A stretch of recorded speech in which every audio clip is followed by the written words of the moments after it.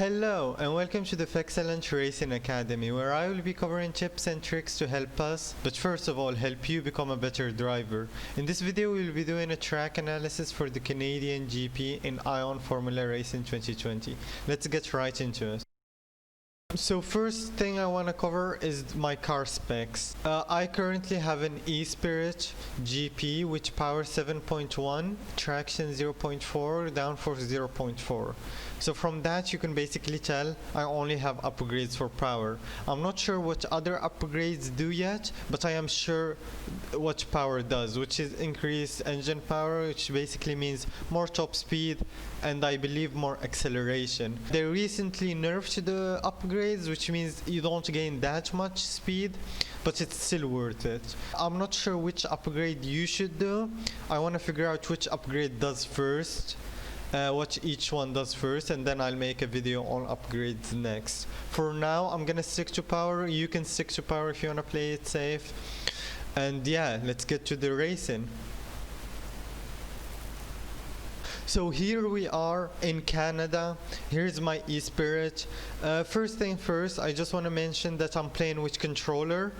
If you're a keyboard player, I would recommend trying to learn how to play with the mouse or finding a controller. Learning how to play with the mouse is very hard, but it's very good once you learn how to do it. Most good drivers, for example Dakar and many others, play with the mouse. Many other good drivers use a controller. Controller is very easy to learn, as if you have ever used a controller before, and I believe other drivers use actual steering wheels and such. If you have those, I think you already know how to drive. So if you're a keyboard player, I would recommend changing soon, but I'll try to do tips for you as well. So this is my E-Spirit, this is my car. Down here you can see you get 3 stars for 116 or less, 2 stars for 123 or less, 1 star for 131 or less. The stars mean how much money you're gonna get each lap. 3 stars is the best, 1 star is the worst. You can get no stars for being worse. So for tire compound, if you're new to racing, I'll explain those right now. So soft tires last very little time, but they have the most grip at the start. Medium tires last like the average length of time, but they also have the average degradation. The average grip, I mean, sorry about that. Hard tires have the longest tire wear, but they have very bad grip. They don't feel nice. In this game, tire compounds really matter. Most of the time when I'm hot lapping, I do soft laps, and then if I'm racing, I mean the race is always medium tires, but if they ever add different race laps, you should think about your strategy and what tires feel best. Intermediate tires, or as they are called, inters and wets, those are for the wet weather. Inters is when it's very little rain, wets is when it's very heavy rain. Okay, now moving on to Aero. Basically in Aero you can see 2 numbers and 2 arrows ahead on top of them. You can modify these numbers. They go from 1 to 13, I believe.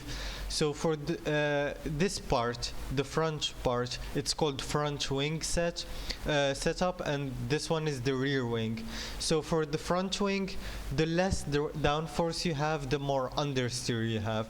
And what I mean by understeer is basically when you turn your car, it's very hard to turn.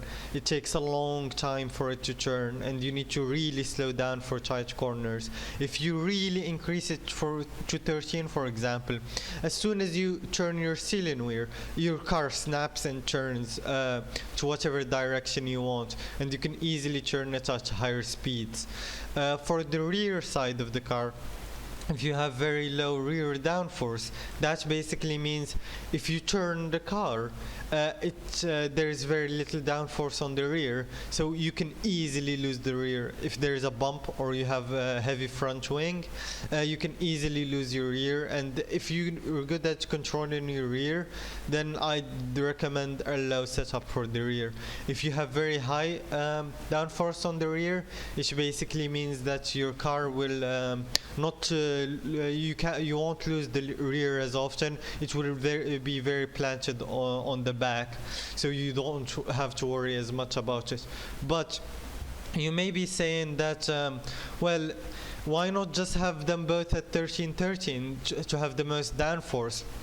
Well, this is where drag comes in. The more downforce you have, the more drag you have. So you need to always balance it, because what drag means is basically the air pushing against your car, and the higher the angle on each wing means the more air that hits your car, and that slows down your car. So you need to find a balance between drag and oversteer, understeer, front wing setup, rear wing setup, and all of that. For Canada, I use 8.8. I believe you can go lower on either one, but you need to just find the one that fits your driving style the most. So I'm gonna go 8.8 because there is some long straights on here, and there's also some parts that really require your downforce. So I'm gonna go on soft tires and 8.8, and I'm gonna spawn my car and get in. Okay, as you can see, I am in manual gears, but I'm gonna switch that. Oh, I forgot to mention, you can see my controller on the top left of the screen, just so you can know what I'm doing at all times. You might see my my left joystick actually moving up all the time. That's because my controller is kind of broken, but thankfully that doesn't affect my gameplay so far. So you needn't worry about that. Just keep focused on the game and other buttons. So I'm gonna go on automatic, just because I believe most new players go on automatic, and it's just so I can focus on my lines. If you guys want a video where I show what transmission and gears you guys should be on, just let me know down in the comments below. So let's do our outlap, and I'm just gonna do a quick outlap so you can see the layout of the track if you've never seen it before, and you can just take a look at the lines that I would take.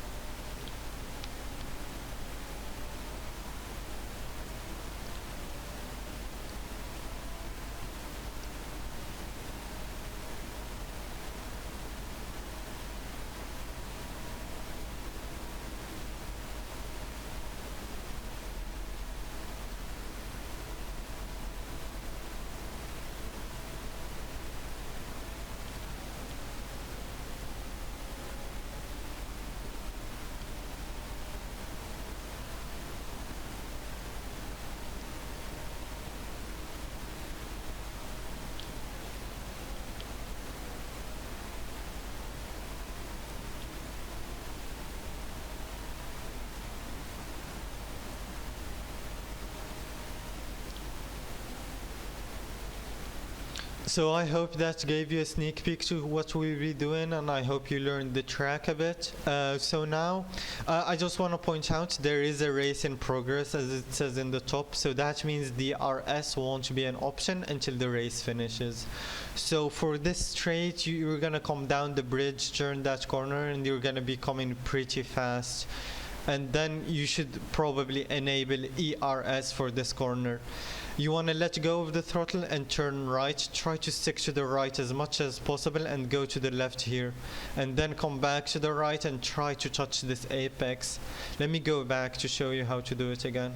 So here we are back at the start, just behind the bridge on the last corner. This is where you will be touching the apex when you're going to be coming down from the bridge. Once you pass this moment, you're going to be going on full throttle. You obviously will be, since you're coming down very fast. You'll try to stick to the left as much as possible. Once you're here, you don't brake at all. Once you reach the 50-meter mark, you start turning right and you let go of the throttle. If you see yourself touching the apex too much, you can throttle a little bit. Excuse me.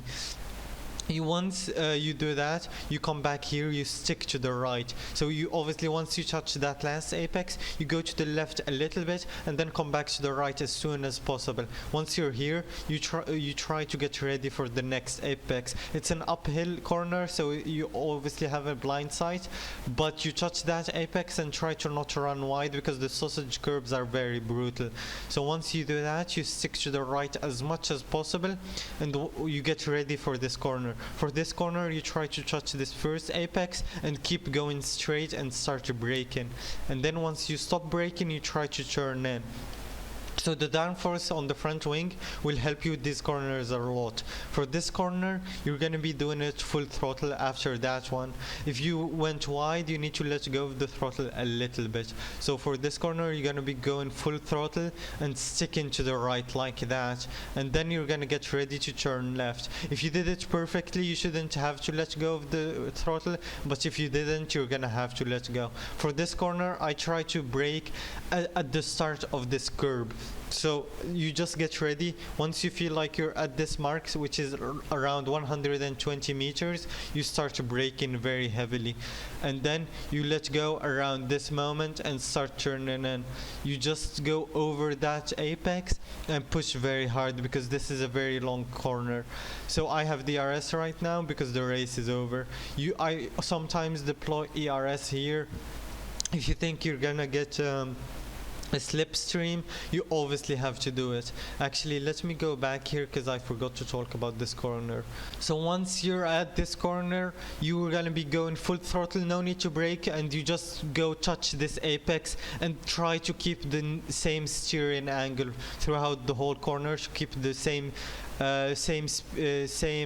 speed and not lose a lot of speed, and also keep it clean because there is some bumps there and they might make your runway wide. For the corner I just passed, you touch the apex there, full speed, no need to let go of the throttle, no need to brake as well, and you stick to the left and come here. And for this corner you touch this inside apex. As soon as you start going down, you start braking and try to touch this apex and push very hard. And then for this corner, you don't need to let go of the brakes, just push. Don't need to let go of the throttle actually, and push, go on DRS, enable ERS if you want. And for this hairpin, you start braking at the 150 meter mark. As soon as you see that collard, when you're close to it, you start steering and let go of the brakes, and don't touch the throttle until you feel like you're straight. For this corner, you're gonna try to go on this grass to have as much of an angle as possible. You go on here, you aim for this curve on the inside.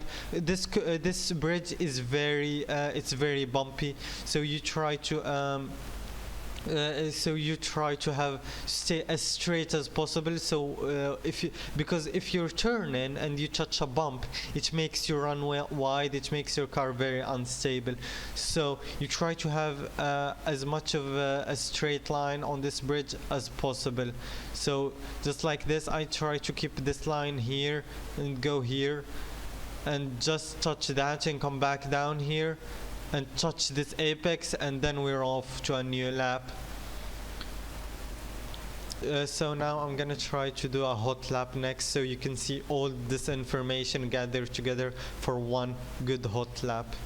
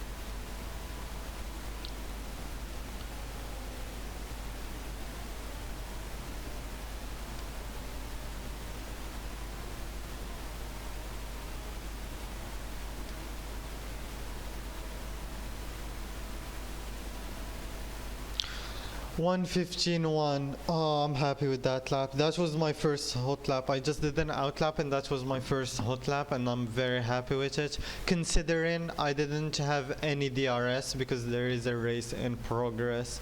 I just want to make sure though, I have a lot of upgrades on the engine, so I'm obviously faster than someone who has a stock car on the straights. I hope you guys enjoyed this video. I hope you found it helpful. If you have any questions for the next videos, just leave them down in the comments below. If you want me to do a specific game or a specific track, let me know. If you think I had something wrong, please leave it in the comments so I can learn as well. And yeah, I'll see you in the next one.